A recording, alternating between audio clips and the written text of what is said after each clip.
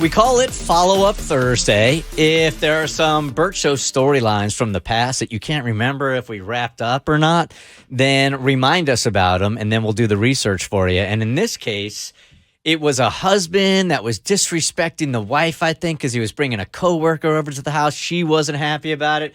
And then she might have moved into the basement, and they weren't talking. You guys kind of remember this? Oh, I have the whole rundown, and I didn't. And then I started reading it, and I was like, oh, man, that was a lot. And it went.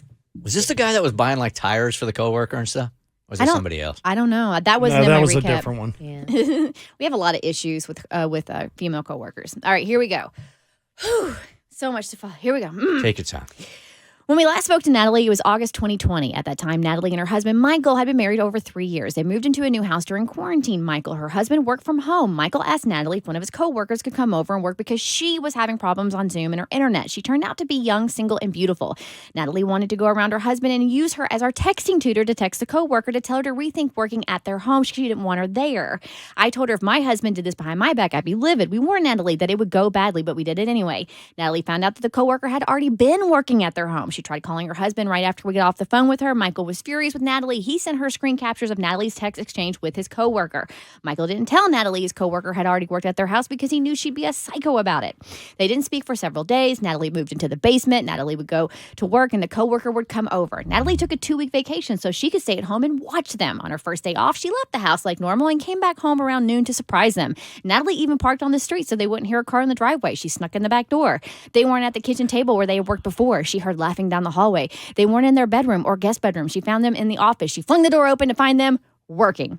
Michael asked what the hell she was doing home. Things got heated. The coworker packed up and left. Michael explained that they were working in the office because he needed some files on his computer. The door was closed because of their dog. Natalie stayed home. Over the next week, the coworker did not come back. Natalie was still in the basement, and she was not on speaking terms with Michael. Michael and his coworker found a way to work from her place. Natalie wasn't sure how long it would last like this. What has happened since? Woo!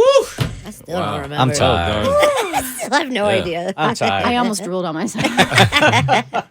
All right, so what has happened since now I recall this? Like, she thought she was going to bust him, and they truly were just working. He was pissed. Mm-hmm. It's like, you're being all insecure. Nothing's going on. All right, Mo's got the email? Yeah, at a normal pace. Okay, that's fine. Yeah. Okay. Uh-huh. Oh, wow. So many updates and changes. My world has been turned upside down in the last year. Some of it for the better and some of it for the worse. I don't even know when it was that I last spoke to you guys. Things in my marriage seem to deteriorate pretty quickly. Last fall and continued into the new year. In fact, by Christmas, we were not even on speaking terms and didn't even spend the holidays together. What is sad is, I don't even know when or how the disconnect even happened. It was definitely before the entire saga with his coworker. That certainly didn't help the situation. We tried to get past that entire thing. We started counseling and talked a lot. Maybe the counseling was the problem. Honestly, I've never heard of anyone that has ever gone to couples counseling and didn't ultimately end up divorcing. I'm not sure those people exist. Maybe it's just that you only hear about the counseling after a divorce. Maybe the couples it worked out for, but just never tell you. I don't know. All I know is that our problems seemed to get bigger and bigger after we started counseling. In January, we finally gave up and just decided to split. The divorce was finalized in June. I've taken the last several months just to travel and spend time with myself. I'm fortunate to be able to do my job virtually. So, I'm taking advantage of having no strings attached to anything. These past several months on my own have been so healing for me emotionally, mentally, spiritually, and physically. I'm in no rush to move on and do anything differently. At the moment, I have no plans, no goals, no expectations. For the first time in my life, I'm not worried or stressed about anything. Taking life moment by moment has been the most freeing thing I could have done. Anyhow, I'll let you know if anything changes. Thanks for checking in.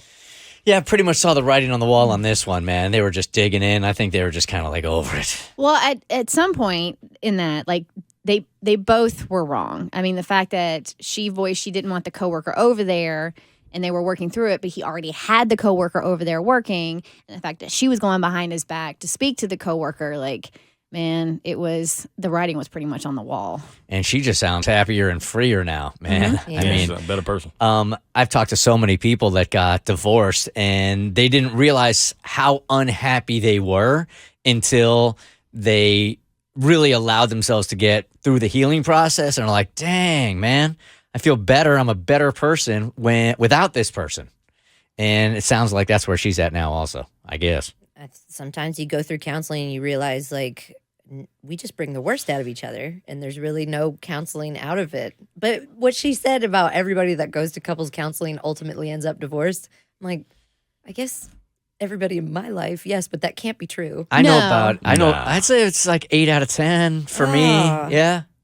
I'd say 8 out of But 10. you have to want to work it. Like, I think a lot of people go to counseling, they already know it's over. But when you're looking at the numbers, a majority of people who are thinking about getting divorced that's the reason why they're going to counseling. Therefore, and you don't really often hear about the people who they had issues, they went to counseling, they fixed it, so they're just not going to talk about it. Maybe the problem is they're waiting too long, and at that point, there's such a chasm between the two of you that there's nothing a counselor can do. Somebody's Maybe it's foot is already identifying out the it door. early, and doing it that way. So by that point, just save your money and just get the divorce. That's what Yes. you're saying. That's today's life lesson. Yeah. The Bert Show.